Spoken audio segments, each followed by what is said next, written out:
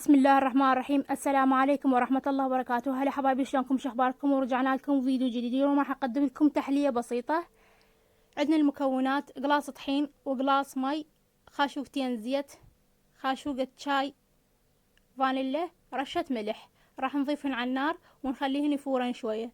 التحلية هاي راح نقدمها لكم لها اسامي متعددة، ومن ضمن اني راح اضيف لها اسم ايضا نجمة البحر، يعني مثل ما على الشكل مالها صغيرة مثل النجمة. المهم حبايبي، الاسم العراقي الأصيل الداطلي العراقي أو الطاطلي أو العرموط، ونضيف لهم بلح الشام. وهي أيضا يعني اسمي أنا سميتها جديدة نجمة البحر. يلا اسم حلو يعني، إن شاء الله يعجبكم. إيه حبايبي، بعد ما يفور الماء يغلي بهالطريقة راح نضيف له الطحين. الطحين هذا يكون طحين صفر يعني زين الأبيض، مو طحين الحصة وطحين الكمية، لأن طحين الكمية مثل ما تدرون حبايبي وتعرفون هو بالخبز ما جاي يجي عدل، مو بالحلويات. المهم بعد ما ضفنا الطحين والنار بعد مشتعل، نخلي المزج. طفينا على النار وراح نشيله، نعجين عجينة هي حيل حارة، نعجنها بسباتولا لين ما نقدر ننقضها بيدينا لين حيل حارة. راح نعجنها بهالطريقة، نخلي العجينة تصير حيل ناعمة وملمسها يكون ناعم، التكتلات كلها تروح بهالطريقة حبايبي مثل ما جاي تشوفون. شوفوا شلون يعني ترفة ولينة وحلوة وناعمة وبعدها حارة دافية يعني.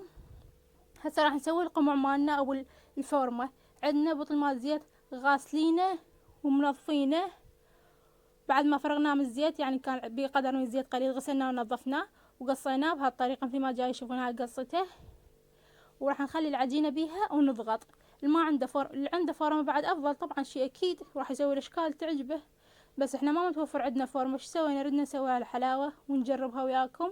واول تجربة سويتها ان شاء الله ما يتوفر عندي فورمة راح اسويكم شكلها الاصلي، بس قلت خلي اسويها، بس ما عندي فورمة شلون؟ رحت جبت البطل وقصيتها وسويت الفورمة. عادي حبايبي، كل شي يصير، احنا العراقيين كل شي ندبر. المهم يا بعد قلبي، هسه بهالطريقة شلون صار شكلهن حلو. شوفوا شلون صار شكلهن نجمات على شكل نجمة صغيرون يعني. انا سميتها نجمة البحر لهذا الشكل مالها الحلو.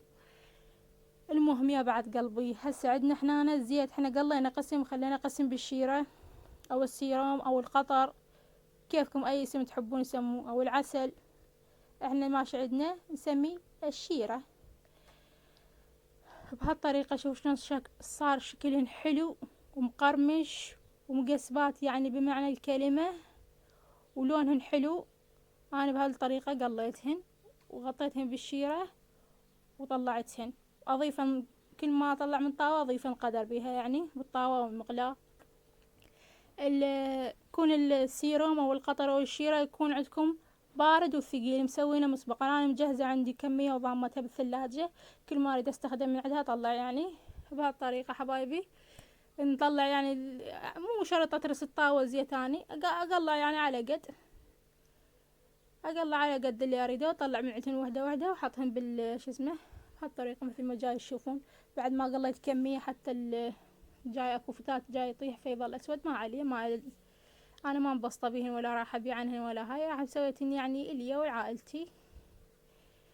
وان شاء الله يعجبنكم ونال رضاكم. اللي يريد يحب يجرب اول مرة يسوي هاي الطريقة يجرب على طريقتي، لان انا ايضا اول مرة سويتها وحبيت اشاركها وياكم. شكلهن يعني حيل حلو مقرمش ومقسبات على قولتنا احنا مقرمشات. شوفوا هاي القمع مالنا راح نحتفظ بيه، نغسله ونضمه، نستفاد من عنده غير شغلات. المهم وهاي الشكل النهائي. شوف شكلهن شلون صار حلو، يعني شوف هو عن اللي يبيعونه، بس الحجم مالهن سويتهن صغيرات لان انا سويتهن يعني نوعية جديدة سميتها نجمة البحر. عادي يعني، عادي ماكو اشكال. حبايبي شوفوا شلون مقرمشة وشلون كسرت، يعني حيل حلوة. ان شاء الله يعجبكم ونال رضاكم، واللي يحب يجربه خلي يجربه على طريقتي، يعني ما راح يخسر شي، وحلاوة بسيطة وسهلة. شوفوا شلون هاي، لو تسمعون قرمشتها يعني، بس انا كان اصوات اطفال وصياح برا يعني ما خليت الصوت الاصلي. شوف شكلها شلون يصير جاي يصير حلو يعني نجمة هيك على شكل فورمة. ان شاء الله يعجبكم الفيديو ونال رضاكم، ولا تنسونا باللايك والاشتراك وتفعيل جرس الاشعارات ليصلكم كل جديد.